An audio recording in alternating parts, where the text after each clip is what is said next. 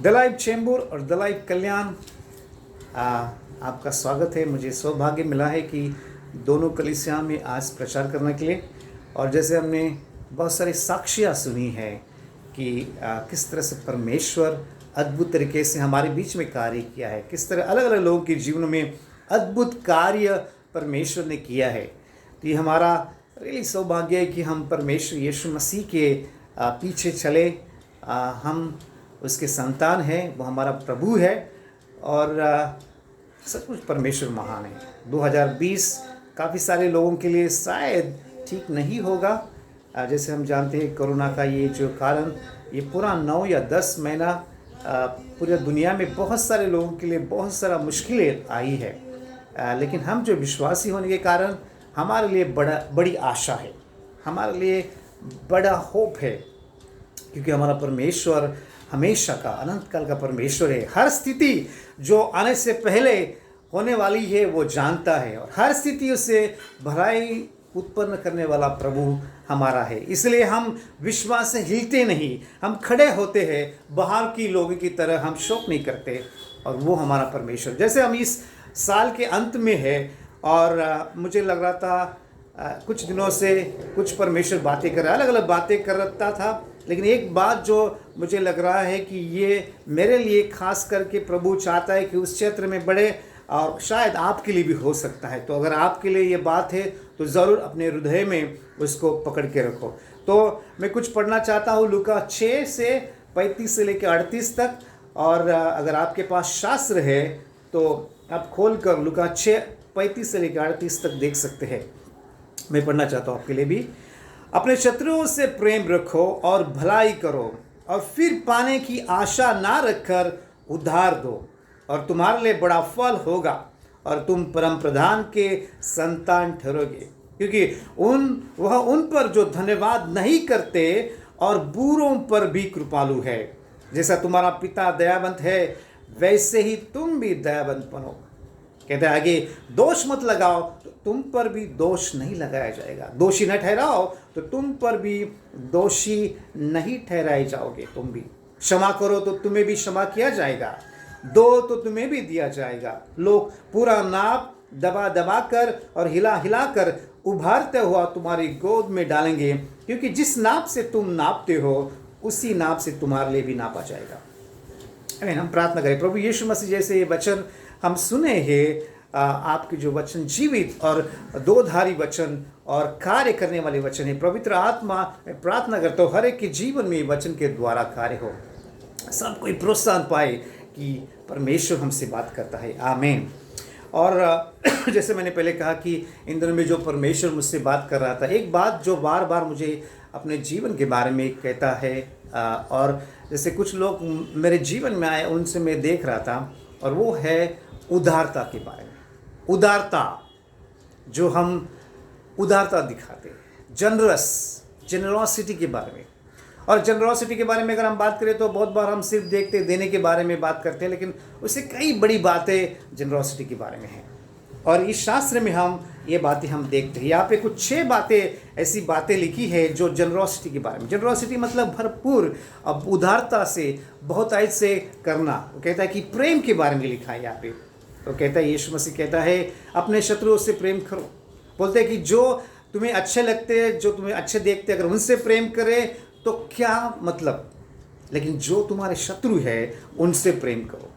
सिर्फ प्रेम करो ऐसा नहीं लिखा है, भलाई करो उनके साथ। और सिर्फ भलाई करो ऐसा नहीं लिखा है, उनको उधार दो, और ऐसा दो कि पाने की इच्छा ना रखकर। फिर कहता है कि दयालु हो, जैसा तुम्हारा पिता दयालु है वैसे दयालु हो।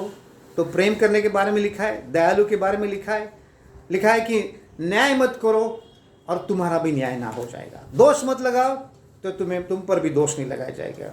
आगे लिखा है कि क्षमा करो तो तुम्हें भी क्षमा किया जाएगा, दो तो तुम्हें भी दिया जाएगा।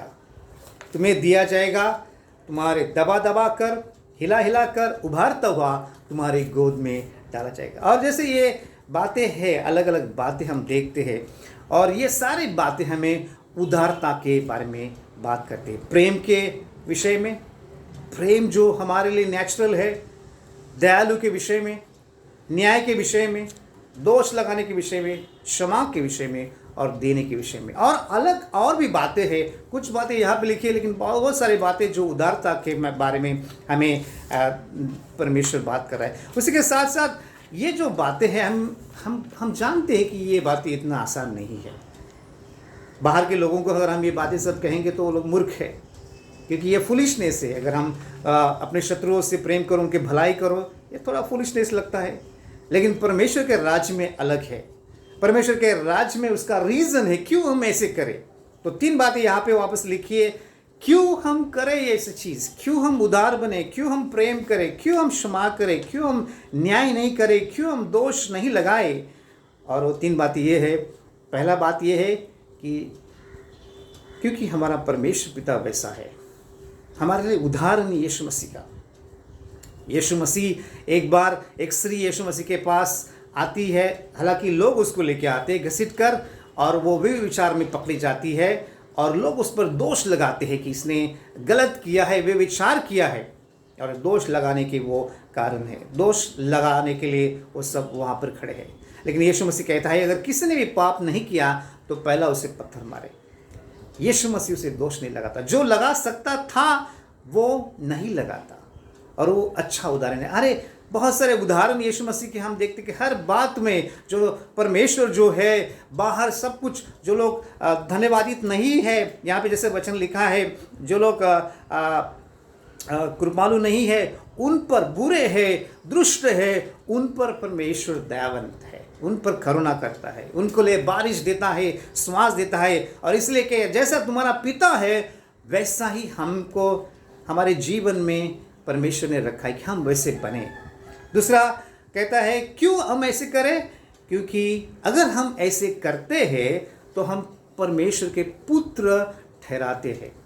यीशु मसीह के द्वारा हम परमेश्वर के पुत्र कहलाते हैं। हम सब लोग, आप सब लोग यीशु परमेश्वर के पुत्र। हमारे लिए सबसे बड़ा सौभाग्य है कि हमें ले पालकपन का आत्मा दिया। हम पुत्र हैं परमेश्वर के, और पुत्र होने के नाते सिर्फ वो आइडेंटिटी काफ़ी नहीं, लेकिन वैसे रहना हमारे लिए तभी होगा जब हम उस पुत्र को अपने आप को समझे। और कैसे समझोगे? जैसे जो हम ये कैरेक्टर दिखाते, उदारता दिखाते, हम परमेश्वर के पुत्र ठहराते हैं। बाइबल हमें याद दिलाता है बार बार कि हम परमेश्वर के बेटे हैं, हमारे लिए विरासत है, और इसलिए हम ज़रूर ऐसे एक कार्य करें जो प्रेम, दयालु, न्याय, दोष लगाने के लिए, क्षमा करने के लिए। क्षमा करने के बारे में अगर हम बात करें तो बाइबल में उदाहरण देता है कि किस तरह से परमेश्वर हमें क्षमा करता है, इसलिए हम क्षमा करें। और कहता है कि जैसा एक जो पैराबल है जहाँ पे कहता है कि एक व्यक्ति था जिसका कर्जा कुछ लाख था, और वो नहीं पूरा कर सकता था, लेकिन वो राजा उसे माफ़ करता है उस कर्जे को। वो कहता है प्लीज़ राजा मुझे माफ़ कर, मैं नहीं कर सकता। लेकिन जब वो अपने घर में जाता है, उसका दूसरा नौकर, उसका कुछ हजार का कर्जा है, लेकिन उसे वो जेल में डालता है, उस पर वो दंड करता है, उसे वो माफ़ नहीं करता। माफ़ी लेता है लेकिन माफ़ नहीं करता है। लेकिन फिर जब राजा को मालूम पड़ता है इसने माफ़ी नहीं किया है, इतने लाख माफ़ होने के बावजूद भी थोड़ा हजार के लिए माफ़ी नहीं किया है, उसको दंड मिलता है। और हम क्षमा करने के बारे में है कि जैसा हमारा पिता क्षमा करता है, हमारा पिता, हम जो पुत्र है, जैसे हमें क्षमा करता है, हमको क्षमा नहीं करें, हमको क्षमा करना महत्वपूर्ण है। और तीसरी और बहुत ही महत्वपूर्ण बात इस बाइबल में लिखा है कि पुरस्कार के बारे में, कि जो हम क्यों करें ये चीज़, क्योंकि हमारे लिए स्वर्ग में पुरस्कार है। यहाँ पे पहले वचन में लिखा है कि अगर तुम ये भलाई करते हो, शत्रु के साथ उनसे प्रेम करते हो, तो तुम्हारे लिए बड़ा पुरस्कार है। बाइबल कहता है कि अगर तुम किसी को एक गिलास पानी भी देते हो तो तुम उसका पुरस्कार नहीं खोगे। अगर जब तुम प्रार्थना करते हो गुप्त तरीके से, परमेश्वर तुम्हें पुरस्कार देता है। हर एक चीज़, भलाई के काम हम करते हैं, परमेश्वर पुरस्कार करता है। तो ये जो हम करें, उदार रहे, क्यों करें? क्योंकि परमेश्वर उसका पुरस्कार देता है। यहाँ पे भी लिखा है कि क्योंकि जैसे न्याय मत करो, क्योंकि तुम पर भी न्याय नहीं किया जाएगा। वो पुरस्कार है हमारे लिए कि हम पर भी वो न्याय नहीं होगा। दोष मत लगाओ, तुम पर भी दोष नहीं लगाया जाएगा, पुरस्कार है। उसके साथ साथ परमेश्वर कहेगा शाबाश, और भी पुरस्कार है, क्षमा करो, तुम्हें भी क्षमा किया जाएगा, बड़ा पुरस्कार है। और सबसे ज़्यादा कि दो तो तुम्हें दिया जाएगा, ये बड़ा पुरस्कार है। वहाँ पे लिखा है कि 2 तो तुम्हें दिया जाएगा, लोग पूरा नाप दबा दबा कर और हिला हिला कर तुम्हें उभरता हुआ तुम्हारी गोद में डालेंगे, क्योंकि जिस नाप से तुम नापते हो उसी नाप से तुम्हारे नापा जाएगा। 2 तो तुम्हें दिया जाएगा। इस 2020 में हम देखते हैं कि हमारे हर एक के जीवन में फाइनेंशियल स्थिति शायद ठीक नहीं होगी, लेकिन काफ़ी लोग जो मैंने देखा है कि स्थिति में अपने आप को नेगेटिव करके रखे हैं। कुछ अच्छे लोग हैं जिन्होंने उदारता देखी, शायद उनके पास थोड़ा था लेकिन दिया, परमेश्वर के राज के लिए दिया।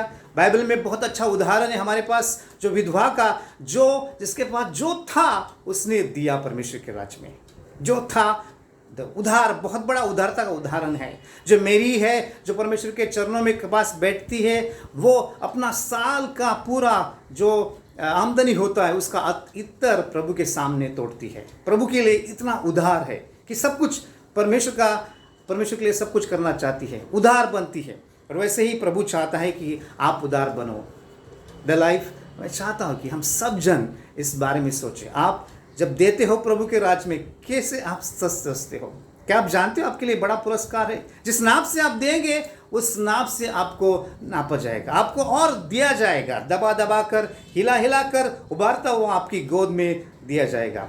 मैं ये नहीं चाहता कि मैं आपको सिर्फ देने के बारे में प्रचार करूं, लेकिन हर क्षेत्र में देने के बारे में, हर क्षेत्र में 2 तो तुम्हें दिया जाएगा। अब चाहते हो आप आशीष पाना, 2 तुम्हें दिया जाएगा। और इस साल के अंत में जैसे हम आ रहे हैं, और हम अपने जीवन में इस उदारता के बारे में और सोचें। जितने आप परमेश्वर से डीपली देखोगे, आप उदार बनती जाओगे। अब जक्कई का उदाहरण देखो, जिसके घर में जैसे यीशु मसीह आया, उधार बना, उसने जो कुछ था दे दिया। हमारे लिए सबसे बहुमूल्य परमेश्वर है। जैसे हम अंत में आ रहे इस साल में, और हम परमेश्वर को वापस एक बड़ा वैल्यू करें, और जैसे परमेश्वर उदार है वैसे उदार बने। प्रभु आपको बहुत आशीष करे।